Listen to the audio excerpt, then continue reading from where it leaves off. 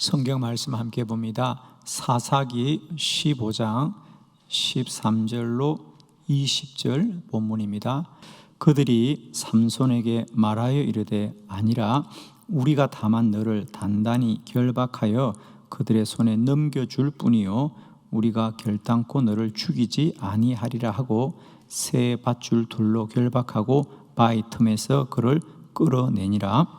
삼손이 레이의 이름에 블레셋 사람들이 그에게로 마주 나가며 소리 지를 때 여호와의 영이 삼손에게 갑자기 임하심에 그의 팔 위에 밧줄이 불탄 삼과 같이 그의 결박되었던 손에서 떨어진지라. 삼손이 나귀의 새 떡배를 보고 손을 내밀어 집어들고 그것으로 1000명을 죽이고 이르되 나귀의 턱뼈로 한 더미 두 더미를 쌓았으며 나귀의 턱뼈로 내가 1000명을 죽였노다 하니라.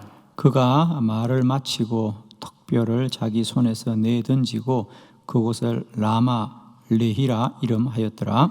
삼손이 심히 목이 말라 여호와께 부르짖어 이르되 주께서 종의 손을 통하여 이 큰 구원을 베푸셨사오나 내가 이제 목말라 죽어서 할례받지 못한 자들의 손에 떨어지겠나이다 하니 하나님이 레히에서 한 우묵한 곳을 터뜨리시니 거기서 물이 솟아 나오는지라 삼손이 그것을 마시고 정신이 회복되어 소생하니 그러므로 그 샘 이름을 엔학고레라 불렀으며 그 샘이 오늘까지 레히에 있더라. 블레셋 사람의 때에 삼손이 이스라엘의 사사로 20년 동안 지냈더라. 아멘. 네, 오늘은 삼손의 기도에 대해서 말씀을 나눕니다.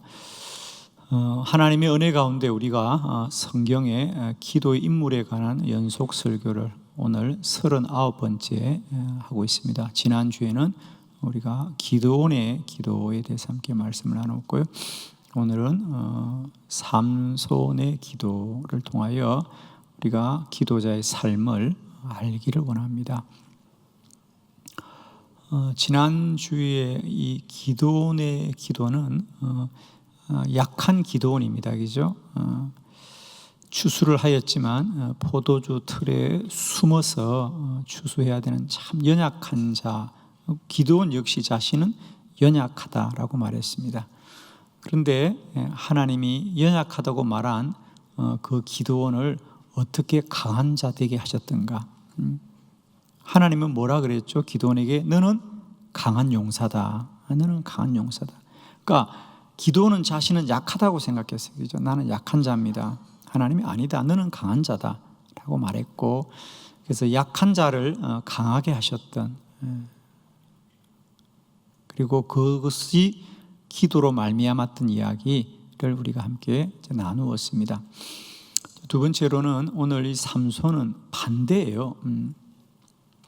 삼손은 아마 우리 성경에서 여러분이 아마 삼손 그러면 가장 힘이 있는 그런 강한 사람이었습니다. 오늘 본문이 대표적인 거죠. 그저 턱뼈 하나를 가지고 1000명이나 되는 블레셋의 군대를 다 무찔렀던 그런 강한 자 삼손이었고 그는 정말로 힘으로 말하면 그 누구에게도 뒤지지 않는 그런 강한 자였습니다. 그런데 그런 강한 자가 어떻게 약한 자가 되었던가? 그죠? 결국 그는 눈 뽑히고 머리 깎이고 손발이 묶인 채 연자매 똘을 드는 결국 약한 자도 하나님이 힘 주시면 강한 자가 되고 아무리 강한 자도 하나님이 그에게 은혜를 거두시면 약한 자가 되는 것이죠. 그러나 이 두 사람의 공통점은 기도의 사람이었더라. 기도의 사람이었더라.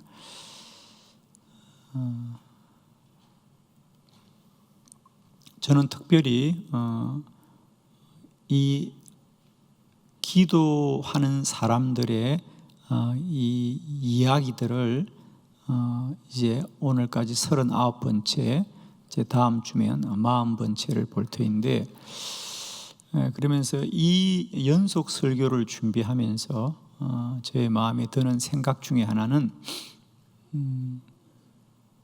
하나님은 어느 시대나 그 시대를 사람을 통하여 일하셨다는 거죠.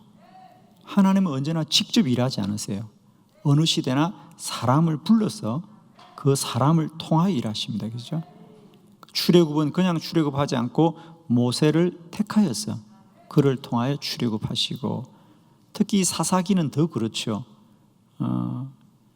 미디안의 압제로부터는 기드온을 통하여 구원을 하고, 이 블레셋의 압제로부터는 삼손을 택하여 구원하시는, 하나님은 어느 시대나 사람을 택하여서 그 시대를 구원하셨어요. 그죠? 그러면 하나님은 어떤 자를 택하여 쓰셨는가? 이 땅에 사람은 참 많아요. 그런데 그 많은 사람들 중에 하나님은 어떤 자를 사명자로 쓰셨는가? 어떤 자를 택하여 쓰셨는가? 그렇습니다. 하나님이 택하여 쓴 자들은 다 공통점이 있는데 그들은 기도의 사람이었더라는 거죠. 우리가 어떤 것을 알 때는요, 두 가지 경로가 있는데, 하나는 어떤 원리를 알고 우리가 열매를 아는 경우가 있습니까? 원리를 알면 열매를 맺는 것이 있는데, 또 반대로는 원리는 몰라도 열매를 보면 우리가 원리를 복기해 볼 수 있는 거거든요. 거꾸로 아는 거지요.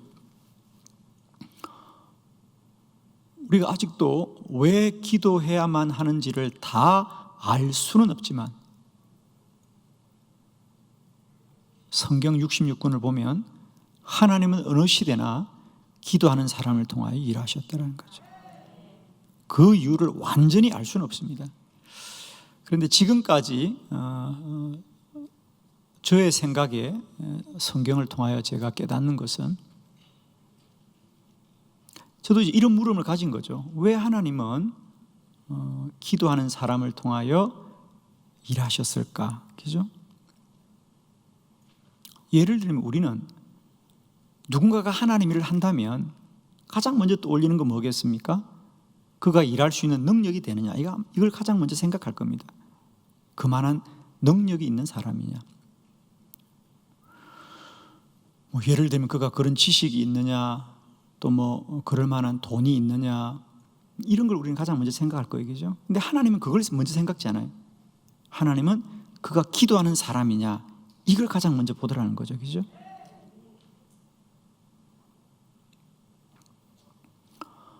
왜일까? 다시 말씀을 드립니다. 저라고 다 답을 가진 건 아니에요. 저도 배워가는 기쁨이 있고 아직도 말씀을 통하여 깨달아가는 중인데, 제가 이 점에서 하나 정리해서 말씀드릴 수 있는 것은, 하나님은 왜 시대마다 돈 있는 자, 힘 있는 자, 권력 있는 자, 높은 자를 쓰지 않고 기도하는 자를 쓰셨을까? 분명한 이겁니다. 우리는 사람을 볼 때 그 사람이 얼마나 힘이 있고 능력이 있는가를 봅니다만, 하나님이 우리 사람을 볼 때는요, 누가 나의 일을 심부름할 수 있을까? 누가 나의 일을 할 수 있을까? 하나님은 하나님의 일을 할 사람을 찾는다는 거죠. 그러니까 우리가 참 중요한 건 이거예요, 여러분. 우리는 세상적으로 잘나고 싶은 사람이 아니라 우리는 하나님의 사람이 되기를 원하는 거죠. 저는 그렇습니다. 우리가 그리스도인으로 사는 영광은 내가 하나님 앞에 얼마나 쓰임받는 사람인가, 그것이 가장 복된 것이죠. 그죠? 그래서 하나님은 시대마다 하나님의 사명이 있거든요. 예를 들면 출애굽기에는 이스라엘 백성을 구원하는 게 하나님의 사명이죠. 이렇듯이 사도행전 시대는 복음을 전파하는 게 하나님의 사명이면, 어떤 자가 나의 복음을 죽음도 이기고 전할 수 있을까? 그 택하는 거거든요. 그럼 하나님이 하나님의 사람을 택할 때는 다른 거 없습니다, 여러분. 누가 나의 일을 잘 할 수 있을까? 내가 맡긴 일. 그 세상의 일이 아니에요, 여러분. 우리가 자꾸만 믿음으로 사는 복과 세상적으로 받는 복을 혼돈하는데, 우리는 하나님의 일을 잘하는 것이 가장 큰 복입니다. 그러면 하나님의 입장에서는 누가 내 일을 잘 심부름할 수 있을까? 누가 내 일을 잘 심부름할 수 있을까? 그건 두 가지 요건이 충족되어야 됩니다. 하나는 뭐냐? 우선은 하나님의 뜻을 잘 헤아릴 수 있는 사람이 되죠. 하나님의 뜻을 잘 알아야 돼요. 그러려면 하나님과 소통하는 자, 즉 그것을 우리는 영적인 교제라 그래요. 그래서 하나님과 영적인 교제가 충분히 일어나는, 하나님의 음성을 듣고 하나님을 느끼고 하나님의 뜻을 분별할 수 있는, 이것이 첫 번째 조건이에요. 하나님의 음성을 듣고 하나님의 뜻을 아는 자들, 그런 자들이 하나님은 필요한 거죠. 그것은 기도 외에는 불가능합니다. 기도를 많이 하면 하나님의 음성을 듣고 하나님을 아는 자들이죠. 그런 자들을 하나님이 택하는 것이고, 두 번째로는 왜 기도자여야 되느냐면, 기도하는 사람만이 살아계신 하나님을 알게 되는 것이에요. 우리가 똑같이 하나님을 믿더라도 어떤 지식과 교리와 신학으로 하나님을 믿는 사람들과 살아계신 하나님을 믿는 사람은 다르다는 거죠. 똑같이 예수 믿는다고 하지만 그 믿음이 어떤 지식의 믿음, 어떤 교리적인 믿음이 아니라 살아계신 하나님입니다. 하나님을 두려워하는 자.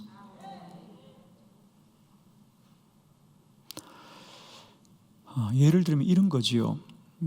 똑같이 하나님 일을 하더라도 내가 하나님을 위해서 열심히 하겠다는 사람하고, 내가 하나님을 위해서 열심히 하겠습니다 라는 사람하고, 내가 이 일을 하지 않으면 하나님이 나를 심판할 거라고 두려움을 갖는 자하고, 누가 더 주의 일을 충성되게 할까? 쉽게 말하기 어렵죠, 조금. 예. 가끔 이렇게 어렵다가 쉽다가 그래야 돼요. 너무 쉽게만 해도 너무 없어 보여. 예를 들면 우리가 목회를 한다고 생각하면, 목회를 할 때 똑같이 목회하더라도 어떤 목사님은 내가 목회를 잘 해야지, 내가 목회를 열심히 해야지 라고 생각하고 목회를 하는 사람과,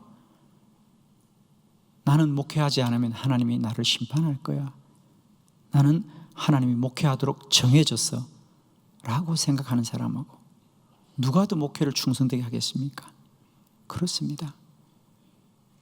목회를 잘할 수 있다고 생각하고 목회하는 사람보다 내가 이 길을 가는 것은 하나님이 정한 것이라고 믿는 사람들, 그들이 끝까지 충성하는 거예요.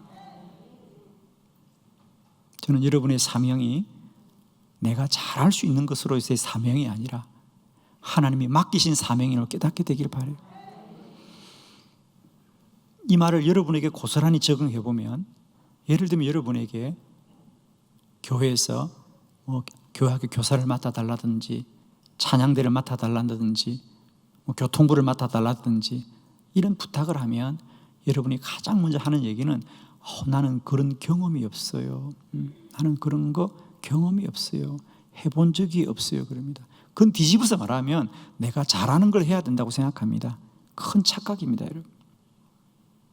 그 말을 뒤집어서 말하면 내가 잘하는 거 할게요, 그 말인데, 저는 이제 이점 와서 제가 돌아보면 하나님의 일은 내가 잘해서 할 수 있는 게 아니에요. 그럼 여러분이 잘하면 얼마나 잘할 건데? 내가 잘하면 얼마나 잘할 수 있어요, 여러분?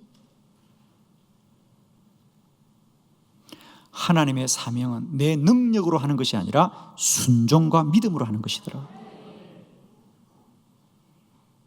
순종과 믿음으로 하더라고요. 그러니까 하나님은 왜 때마다 기도자를 통하여 일하시는가? 우리가 이 기도 인물 설교를 통해서 깨닫게 되는 두 가지, 하나는 기도해야만이 하나님의 뜻을 분별하고 하나님의 음성을 들을 수 있는 자들이고요, 두 번째는 기도하는 자만이 하나님의 살아계심을 두려움으로 아는 자들이라는 거죠.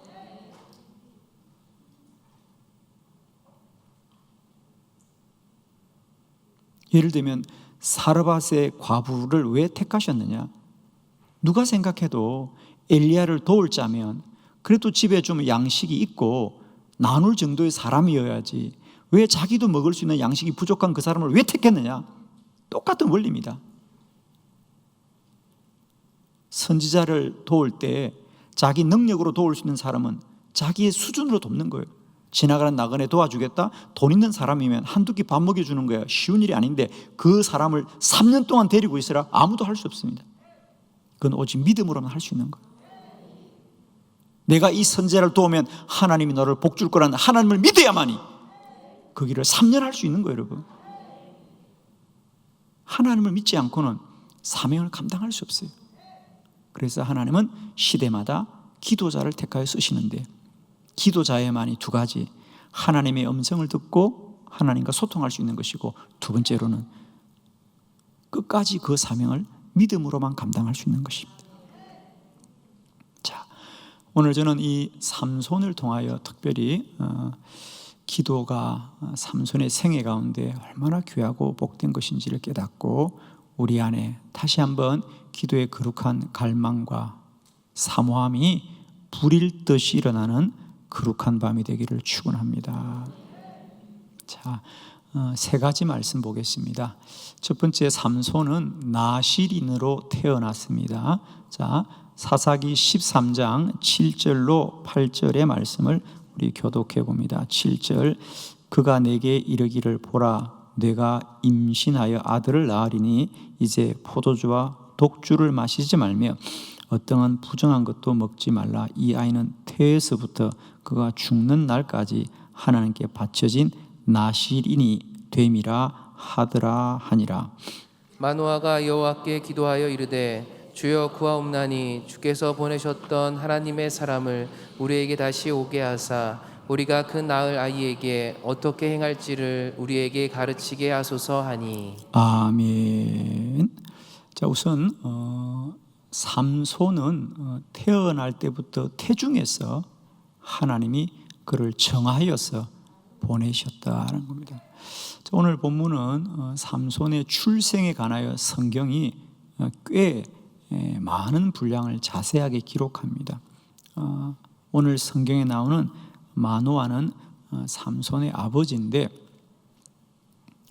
한나처럼 그 집에도 아이가 생기지 않았습니다. 아이가 생기지 않아서 오랫동안 기도하는데 어느 날 하나님의 천사가 찾아와서 이제 너에게 아이가 생길 거다.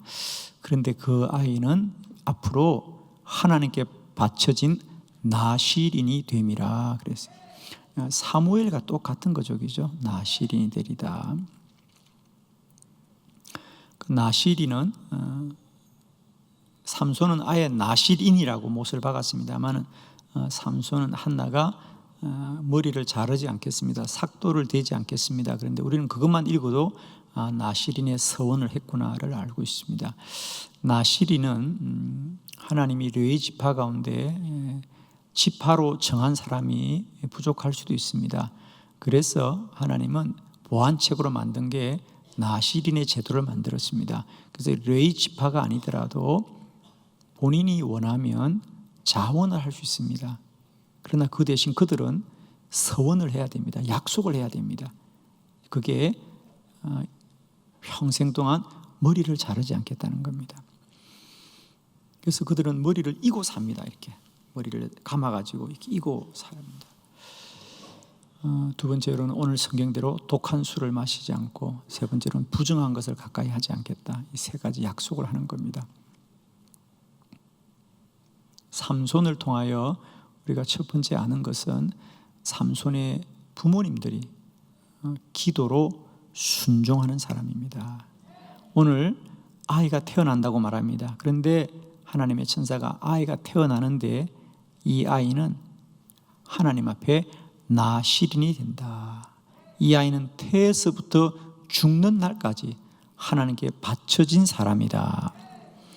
이 거룩한 사명을 줄 때 그의 아버지의 반응을 봅니다. 이 8절에 보면 그러자 마노아가 여호와께 기도하여 이르되 주여 구하옵나니 주께서 보내셨던 하나님의 사람을 우리에게 다시 오게 하사 우리가 그 낳을 아이에게 어떻게 행할지를 가르쳐 알게 하소서. 아멘.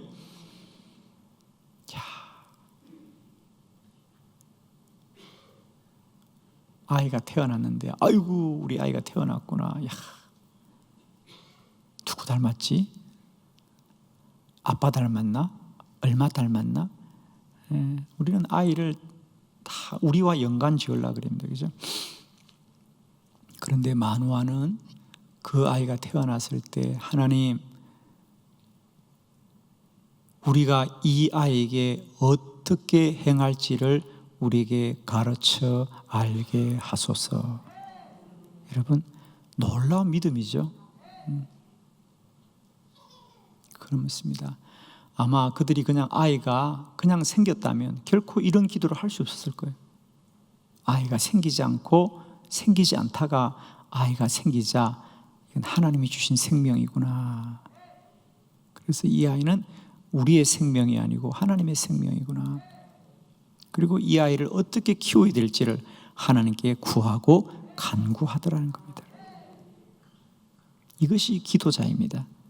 그래서 우리는 언제나 우리의 생애 가운데 하나님이 우리를 향하여 정하고 택하신 일을 늘 구하고 간구하면서 살아가게 되기를 원합니다. 그러니까 늘 제가 이번에 주일날에도 계속해서 기도가 하나님의 일이라고 하는 연속 설교를 하면서 여러분에게 계속해서 제가 말씀을 드리는 것은, 이제 기도라는 것이 사람의 일이 아닌 것, 즉 내가 어떤 어려움을 가지고 기도하면 그 어려움만을 해결하는 것이 하나님의 뜻이 아니라는 거죠. 우리는 당장 아이가 없어서 기도하고 먹을 것이 없어서 기도하고, 우리는 당장 현실적이고 눈에 보이고 나에게 필요한 것들로 기도하지만 하나님이 기도 응답은 그렇게 응답하는 게 아니에요. 하나님은 언제나 우리 인생 전체를 두고 응답하신 하나님이라. 그러니까 이제는 여러분이 늘 그 문제를 꼭 기준으로 가져야 됩니다. 예를 들면 사울이 잃어버린 나귀를 찾기 위해서 나귀를 찾았는데 하루 종일 찾지를 못하는 거예요. 그러면 실패했는가? 그렇습니다. 사울은 잃어버린 나귀를 찾아서 뛰어다니지만은 하나님이 사울을 통하여 그의 인생 전체를 통하여 하시고자 하는 일은 그를 왕으로 세우는 게 하나님 일이거든요. 삼손의 인생도 마찬가지라는 거죠. 성경이 왜 이렇게 시작하냐면, 삼손의 인생 전체는 그가 어떻게 사느냐가 아니고 하나님은 태중에서부터 그 생명을 정하여서 하나님의 사람으로 택하였다는 거죠. 그러면 하나님은 그 인생을 그렇게 이끌어 갈 거예요. 그렇게만 이끌어 갑니다. 저는 다시 한번 기도에 관해 우리가 꼭 깨닫기를 원하는 것은, 오늘 오전에도 우리가 말씀을 나누었습니다만, 바울은 아시아로 가고 비두니아로 가기를 원하고 그렇게 기도했지만, 하나님은 바울을 통하여 사도행전 1장 8절에 하나님이 약속했던 그 약속을 이루어가는 것으로 응답하는 거죠. 바울의 생각에는 아시아 중에서 가장 먼 곳에 가는 것이 귀하다고 생각합니다. 물론 그것도 귀한 겁니다, 사실은. 그러나 하나님은 아시아에서 먼 곳으로 가는 걸 원하지 않고요, 이 세계 열방 가운데 복음이 전거되기를 하나님은 원하시고 하나님의 큰 뜻으로 기도를 응답하는 거예요. 아멘이죠. 기도는 이런 놀라운 은혜가 있습니다. 기도는 사람의 일이 아니라 하나님의 일이라는 거죠. 오늘 삼손의 인생은 여기서부터 출발하는 거예요. 우리가 늘 성경을 보면서 관점을 잘 가져야 됩니다. 어떤 눈을 가지느냐가 참 중요합니다. 저는 여러분의 인생을 향해서도 이제는 이런 우리가 영적인 안목이 있기를 원합니다. 그래서 내 인생이 그저 내가 지금 뭐가 필요한가, 뭐가 있어야 되는가, 이런 것으로는 우리가 기도하지 마시고 우리 인생 전체를 복되게 하시는 여호와를 소망하고 소망하자. 그래서 삼손은 우연히 태어난 게 아니에요. 삼손은 우연히 삼손이 된 게 아니고요, 믿음의 부모님들이 있었더라는 거죠. 그가 태어나기도 전에 삼손을 위해서 기도한 겁니다. 하나님, 앞으로 이 아이를 위하여 우리가 어떻게 행하면 되겠습니까? 나 시린도 태어났다. 즉 하나님의 모든 사람들은 그의 의지와 상관없이 하나님이 만세 전부터 모든 인생 가운데 하나님의 뜻을 정하시고 이 땅에 보내신 것이다. 오늘 우리가 나조차도 나를 어떻게 알지 모릅니다. 아마 여러분 중에도 여러분의 인생이 참 자랑스럽고 귀하다고 생각하는 분도 계실 것이고, 또 어떤 분은 안타깝지만은 내 삶을 참 많이 안타까워하는 그런 분들도 얼마든지 있을 수 있습니다. 그러나 저는 이제 다시 한번 여러분에게 주의 말씀을 선포합니다. 우리 모두는 다 우리도 알기 전에 하나님이 우리 한 사람 한 사람을 위한 하나님의 선하고 복된 계획이 있는 귀한 인생입니다. 그것을 세상의 가치관에 빼앗기지 마시고요, 늘 기도함으로 나만이 가야 될 나의 사명을 꼭 붙드시고 그 거룩한 길을 달려갈 수 있는 저와 여러분이 꼭 되기를 원합니다. 삼손, 그는 그가 힘 있는 자가 된 게 아니에요. 그가 태어나기도 전에 하나님이 그의 인생을 정하여 주셨고요, 그의 부모들은 그를 위해 기도하는 중에 태어난 사람이 삼손이더라. 두 번째, 삼손은 목이 말라 기도하였습니다. 자, 사사기 15장 18절로 19절을 교독합니다. 13절, 삼손이 심히 목이 말라 여호와께 부르짖어 이르되 주께서 종의 손을 통하여 이 큰 구원을 베푸셨사오니 내가 이제 목말라 죽어서 할례 받지 못한 자들의 손에 떨어지겠나이다 하니, 하나님이 레이에서 한 우묵한 곳을 터뜨리시니 거기서 물이 솟아나오는지라. 삼손이 그것을 마시고 정신이 회복되어 소생하니 그러므로 그 샘 이름을 에낙고레라 불렀으며 그 샘이 오늘까지 레이에 있더라. 아멘. 자, 저는 오늘 삼손의 한 생애를 보는 겁니다. 출생부터 죽음까지 볼 거예요, 짧은 시간에. 그러면서 오늘은 이 삼손의 기도를 통하여 한 사람의 인생 가운데 하나님은 기도를 어떻게 그 사람을 통하여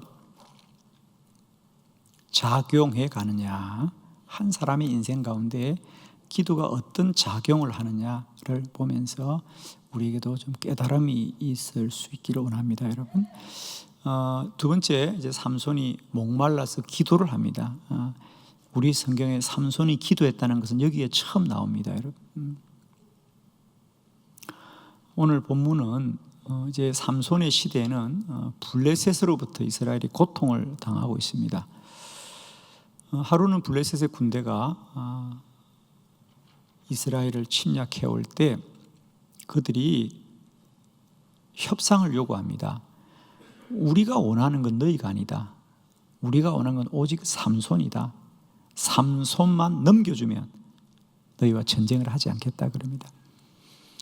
그러자 유다의 지도자들이 삼손을 찾아옵니다. 당신 한 사람 때문에 많은 사람이 전쟁을 해야 되겠습니까? 저들은 당신만 넘겨주면 전쟁을 하지 않겠다고 합니다. 그러니 삼손으로서는 얼마나 부담스럽습니까? 그래서 오늘 성경에 그들이 삼손을 묶어서 블레셋 사람들에게 넘겨준 겁니다. 오늘 본문은 거기서부터 시작됩니다.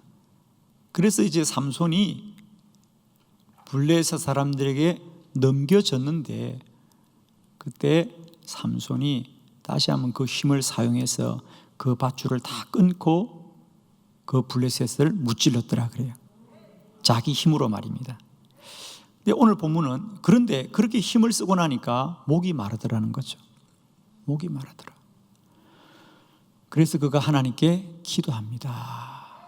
하나님, 이 큰 구원을 베푸셨는데 내가 이제 목이 말라 죽게 되었다는 거죠. 얼마나 아이러니입니까? 아니, 맨손으로 적들을 1000명이나 무찌른 사람이 목말라 죽겠다고 하는 것이 이게 말이 되냐고, 여러분. 근데 이게 말이 되잖아요, 그죠? 이게 말이 되잖아요. 여러분, 우리는 큰 것 때문에 무너지지 않습니다. 마음 한번 잘못 먹으면 무너지는 겁니다. 마음 한번 잘못 먹으면 무너지는 거예요. 오늘 이 힘센 장사 삼손이 뭐라고 말해요? 주여, 내가 이 대적을 다 물리쳤는데 막상 내가 목이 말라 죽게 되었습니다. 그랬죠. 저는 늘 성경을 볼 때마다 그 생각을 해요, 여러분. 제가 특이하게 생각하는 건 아무리 제가 이 사사기를 읽어봐도 삼손이 그 전에 기도했단 말이 없어요. 근데 어떻게 처음 기도하는 게 목말라 죽겠다고 하나님 물 달라는 기도가 이렇게 간절하게 나올까? 제가 늘 생각해보는 겁니다. 저는 이렇게 생각해요. 아니에요, 삼손은 그 전에도 기도했을 거예요. 근데 문제는 성경은 다른 기도보다도 삼손이 이 에낙고레라고 고백했던 이것을 기록하는 거예요. 에낙고레. 그러니까 삼손이 그게 얼마나 그의 인생에 귀했으면요, 물 한 잔 마셨는데 물 한 잔 마시고, 여러분은 다 물 마신 곳마다 다 이름을 지어놨죠? 웃네. 그렇지 않죠, 그죠? 근데 이 삼손이 오죽하면 물 한 잔 마시고도 그곳을 뭐라고? 에낙고레라 그랬더라. 에낙고레. 여기가 에낙고레야. 내가 주님께 기도해서 물 한 잔 마신 곳이다, 이런 뜻이. 부르짖는 자의 샘, 이런 뜻입니다. 이 샘은 부르짖는 자의 샘입니다. 이 샘은 기도해서 물이 흘린 곳이다, 이 뜻인데, 여러분도 매일 기도해서 물이 흐를 줄로 믿습니다.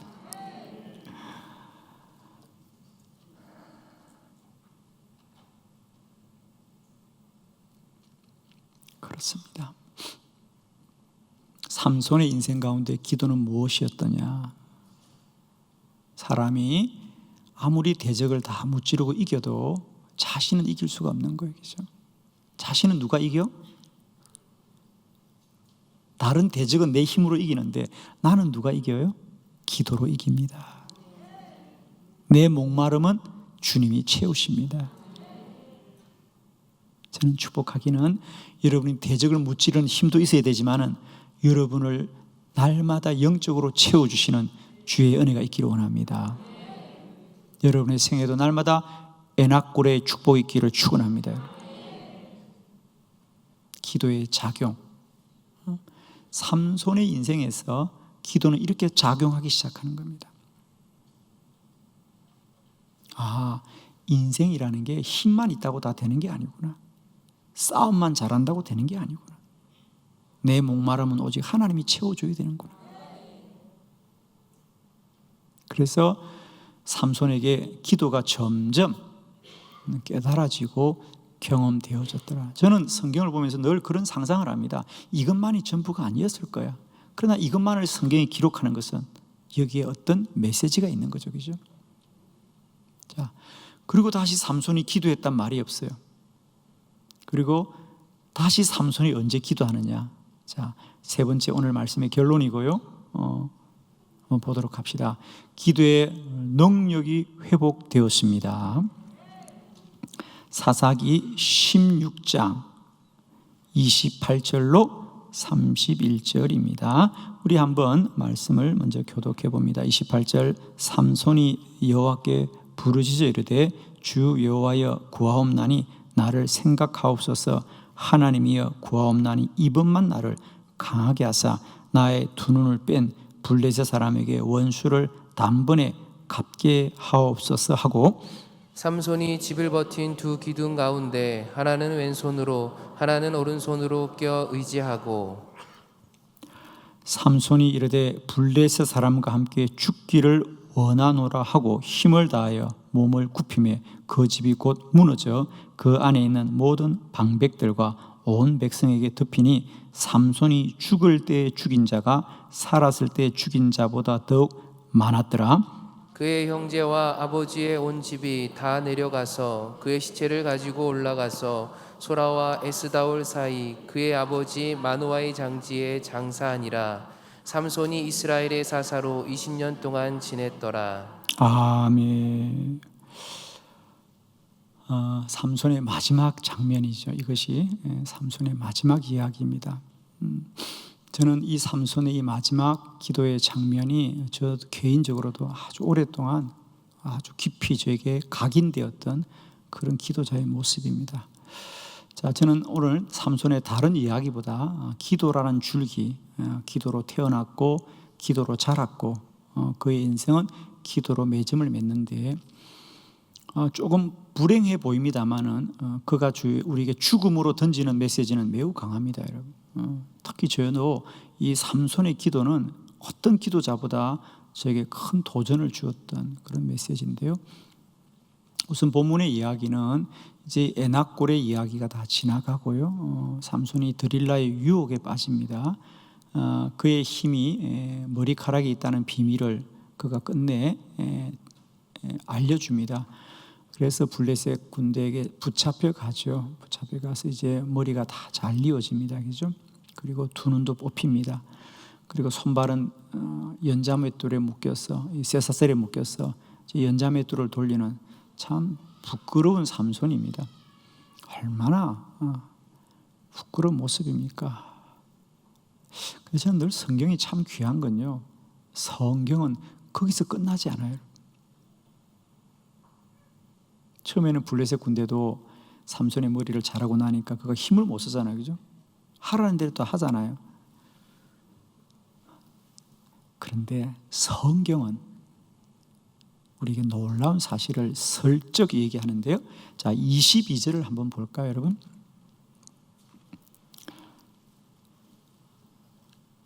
자, 거기 다 같이 22절 찾으셨나요? 22절, 우리 사사기 16장 22절. 자, 우리 함께 다 같이 큰 소리를 읽어봅니다. 시작.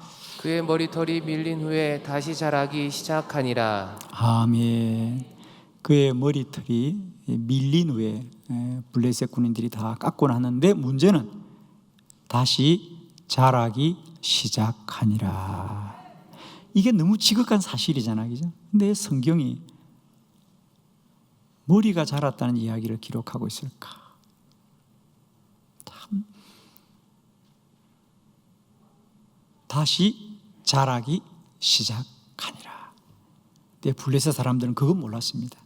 그들이 삼손의 머리를 자르고 그가 힘이 빠지는 건 알았는데, 그리고 그에게 눈을 뽑고 이제 손발을 묶으면 다시는 힘을 쓸 수 없을 거라고 생각했지만은, 여러분, 눈이 뽑히고 손발이 묶여도 그에게 기도의 능력이 임하면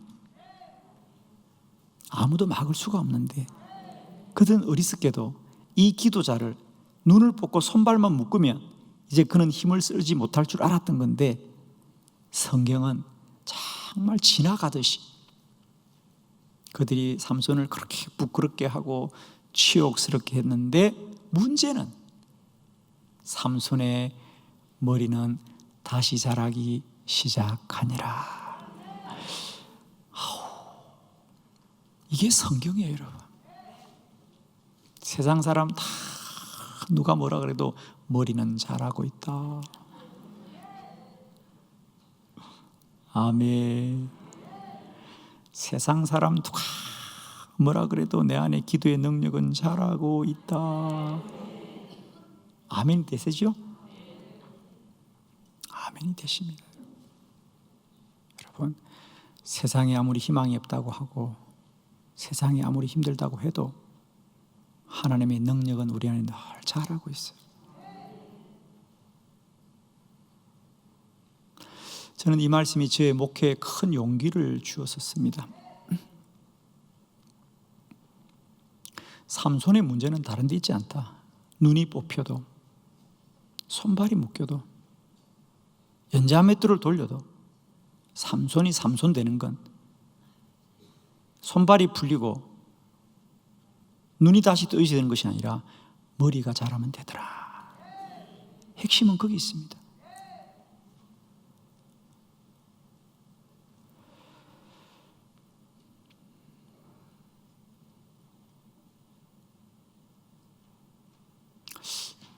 저에게는 그냥 그랬었어요. 이 말씀이 무엇으로 다가왔느냐 하면, 정말 죄송해요, 여러분. 저는 늘 글을 쓰거나 뭘 말을 하면요, 그냥 우리 교회 말을 하지 않고 한국 교회, 조국 교회 이런 말을 많이 해요. 참 정말 진짜 죄송해요. 지금도 사실은 제가 책을 한 권 쓰고 있는데요, 서문을 쓰는데 서문의 첫 글자가 뭐냐면 한국 교회는 지금 영적인 침체기를 겪고 있다 이러는 거예요. 나는 쓰고 지웠어요. 나는 맨날 왜 한국 교회야? 제가 시골에서 목회할 때 처음으로 조그마한 자료집을 하나 썼어요. 뭐 지금이야 번듯한 책을 쓸 수 있습니다만은 그 당시는 그저 복사할 수 있는 조그만 책을 하나 만들었는데, 그 책 표지에 제가 자료집을 써놓고 밑에다가 조국 교회여 기도로 회복하라. 한 번은 저희 후배가 교회 왔기에 제가 우리 교회에서 만든 자료집에 한번 봐 그러고 나눠줬는데, 그 후배가 보고 그러는 거야. 아니 무슨 조국 교회야 이 시골 교회에서. 제가 생각해도 그렇더라고. 정말 그죠? 아니 이 시골 교회 목회나 잘하지 무슨 조국 교회예요. 조국 교회는. 정말 저는 왜 이럴까? 지금도 마찬가지야. 한빛교회 목회나 잘하지 뭘 한국교회. 제가 이번에 책 서문을 썼거든요. 썼는데 첫 글자가 그래요, 여러분. 그게 뭐 내가 쓰고 싶어 썼겠어요? 첫 글자를 썼는데 한국교회는 지금 영적인 침체기를 겪고 있다 이렇게 쓰고 있는 거예요. 그 뒤에 두 번은 계속 한국교회가 내가 다 지웠어. 아이고 이게 좀 지우고 싶다 이제. 그래도 다 못 지운 게 몇 가지 있어.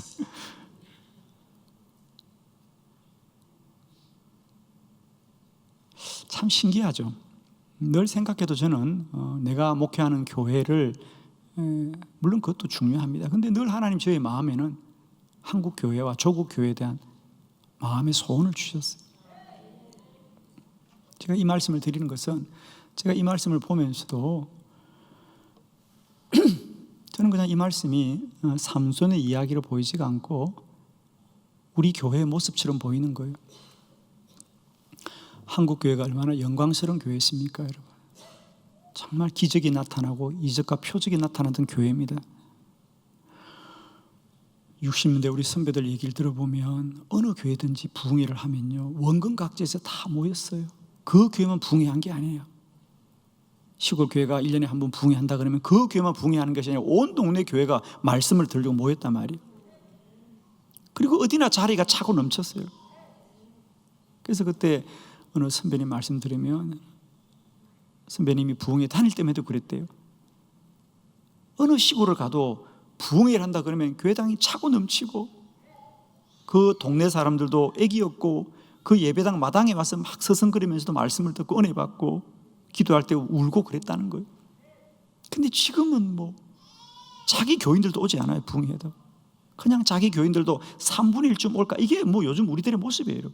그게 당연하다고 생각해요, 여러분.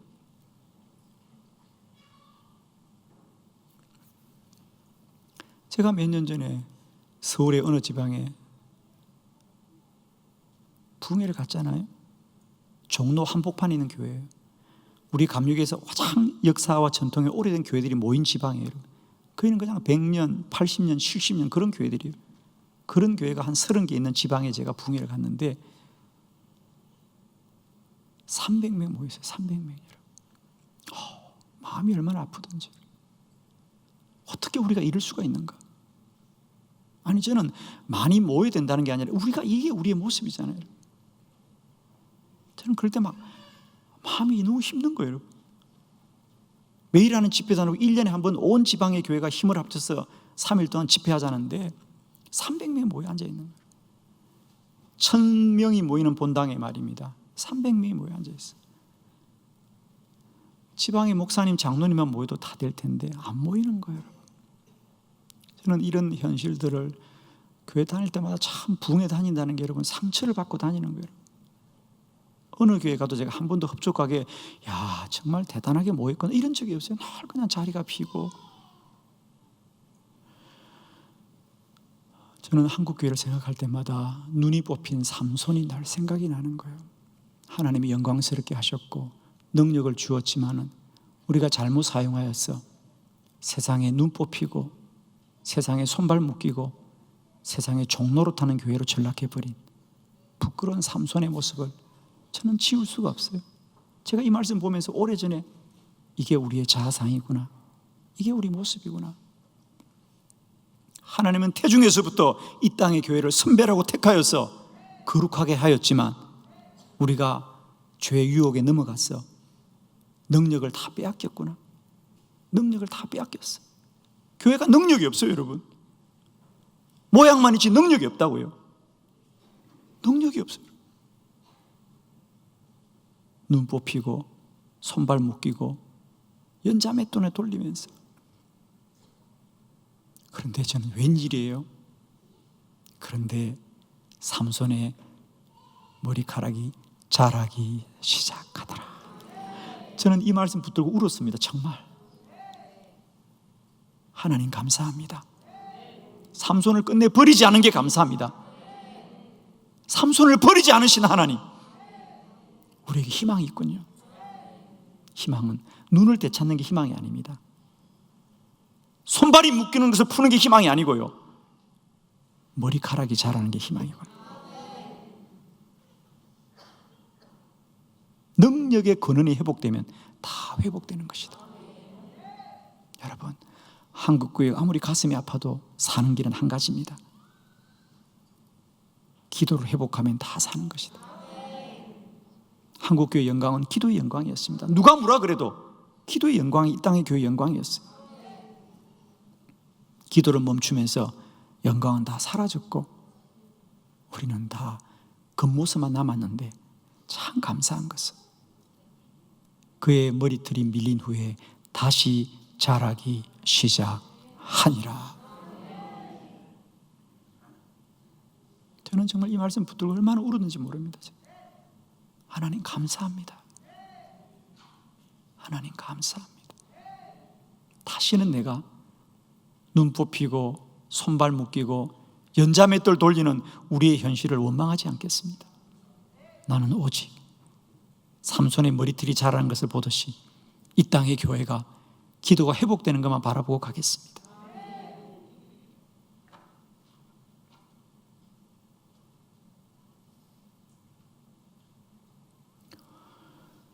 삼손이 머리카락이 자라자 눈 뽑히고 손발이 묶인 채로 하나님께 기도하지 않습니까? 그 블레셋의 신전의 기둥을 붙들고 주여 한 번만 나에게 힘을 허락하여 주시옵소서, 한 번만 나에게 힘을 회복시켜 주시옵소서 기도하고 그가 부르짖자 그 신전이 무너지면서 삼손이 죽으면서 죽인 자들이 삼손이 살았을 때 죽인 자보다 많더라. 그리고 끝나는 겁니다. 얼마나 영광스러운지. 여러분, 아무리 부끄러워도 희망은 있습니다. 다른 거 보지 마세요. 눈 뽑히고 손발 묶이고 연자밑들 돌리는 현실이 아무리 가슴이 아파도 우리 기도를 멈추지 않아야 됩니다. 여러분, 정말입니다. 이제 우리는 다른 데 마음 두지 마시고요, 이 땅의 교회가 다시 기도를 회복하는 그날까지 우리는 또 달려가고 달려가면서 부르짖고 부르짖을 것이다. 삼손, 그는 기도로 태어났고 기도로 자라고 기도로 영광스럽더라. 비록 시험에 넘어가고 유혹에 넘어갔지만 끝내 그들은 기도로 영광스럽더라. 사실 이 삼손의 기도 이야기는 저의 목회 인생의 큰 전환점의 말씀이었어요.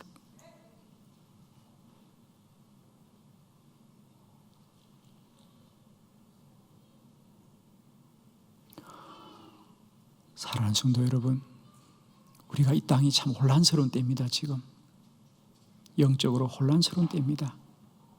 그러나 현상은 혼란스럽더라도 본질은 하나라는 사실 잊지 마십시오.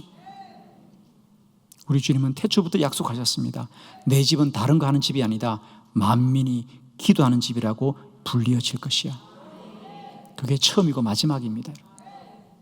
내 집은 다른 것으로 불러지면 안 돼. 건물이 크다고 불러진다. 그때부터 망하는 겁니다. 누가 훌륭하다고 소문나는 순간 망하는 겁니다. 우리는 오직 이 집이 만민이 기도하는 집으로만 소문나게 하여 주옵소서. 그게 사는 길이다. 저는 이 땅의 교회가 어느 목사가 훌륭하다고 소문나고 어느 프로그램이 훌륭하다고 소문나고 어느 교회가 시설이 좋다고 소문나면 망하는 길이라고 봅니다. 오직 이 땅의 교회는 기도하는 곳이라고 소문날 때 우리는 살게 될 것이에요.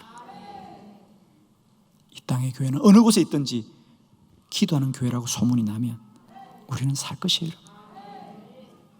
우리 이 거룩한 사역에 더 힘쓰고 힘을 써서 한빛교회와 이 땅의 교회가 다시 한번 거룩한 영광을 회복할 수 있기를 그리스도 예수의 이름으로 축원합니다.